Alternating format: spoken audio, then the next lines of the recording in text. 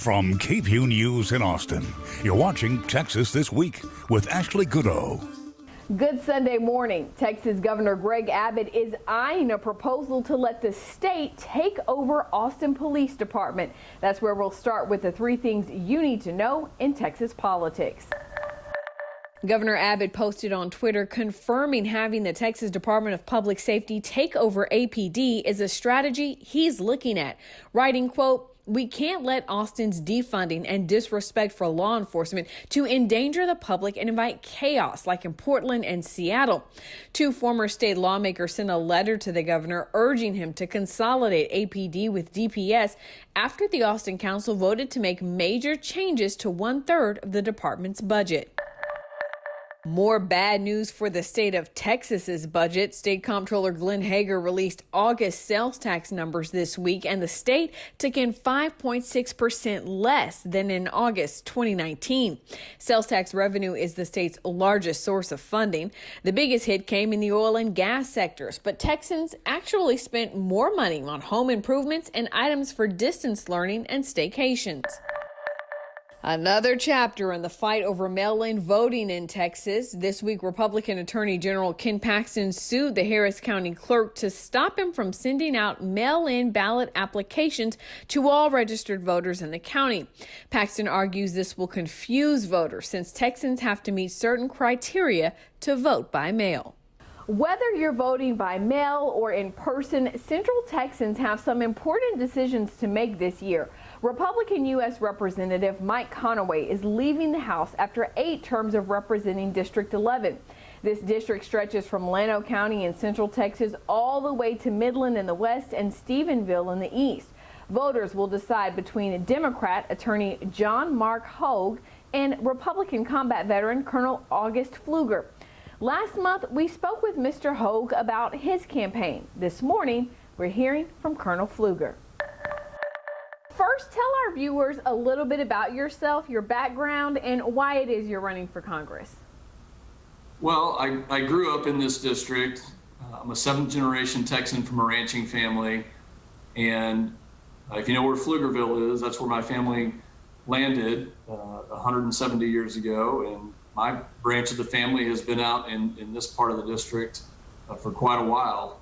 And, you know, growing up, I had quite a few mentors that served in the military, part of the greatest generation, including 2 grandfathers. And so I made a decision that I wanted to serve and went to the Air Force Academy. And for the last 20 years, have been stationed around the world as a fighter pilot, a lot of combat time, a lot of deployments. My wife and I, really, it's been a blessing to be able to serve this country in that capacity. And recently was stationed at the Pentagon and then eventually at the White House on the National Security Council. And when this seat came open, we had no idea that we would be running for this. And it really was a calling and something that I can only explain was divine intervention. And so we took a step about a year ago, almost a year ago, and opened up a campaign. And really the main reason, actually, that I decided to run was because I'm passionate about national security. And when I look at this district and the 29 counties that it comprises, you've got agriculture, there's a tremendous amount of oil and gas, and there's an Air Force base right here in San Angelo, Texas. And those things fall under that national security umbrella. And I believe that I can represent this district well and tie what we're already doing in this district to a national security message. Now, your opponent, John Mark Hogue, has said that you came back to the district solely to run for Congress. You know, he applauds your military career, but he says that you haven't been there, and he sort of implied that you may be out of touch with people in the district. So how do you respond to that criticism? Well, we don't respond to that. The fact is that I've been a resident of San Angelo, Texas my entire life, and I can't help where the military stations me. It's a shame that folks would knock that service, especially with an Air Force base here in San Angelo that trains 12,000 airmen. And you know, throughout this campaign process, we've been just so blessed to meet so many people in every single one of the 29 counties. And you talk about a grassroots campaign, we have run that and are completely in touch with exactly what's going on here. And like I mentioned, whether it's the oil and gas industry or the agriculture industry, both sectors and all areas of the district have just provided us with tremendous support. And I think it's important to also note that we won a 10-way primary without a runoff, 52%.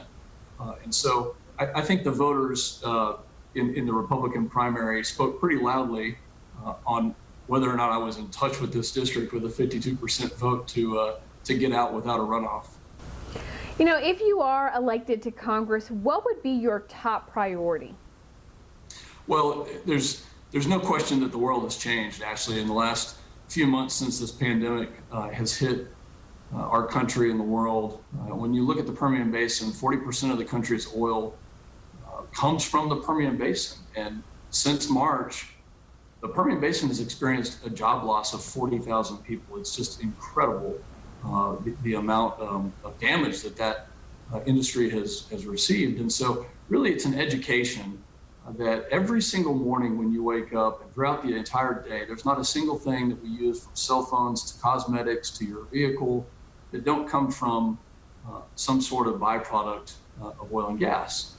And just yesterday, I was touring a site and seeing the innovation that the Permian Basin has provided to the world. 70% of the growth in the oil and gas industry in our country has come from the Permian Basin. That is a strategic asset. It's a national security imperative.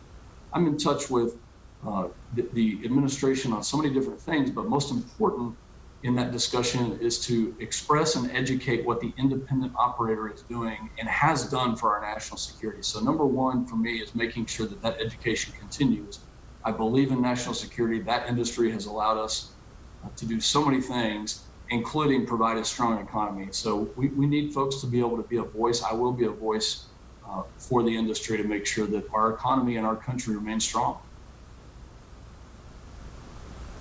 You know, we can't ignore the fact that right now we are in the middle of a pandemic. And so I want to ask you, as a Republican, tell us one thing you think President Donald Trump has not done well in his response to COVID-19.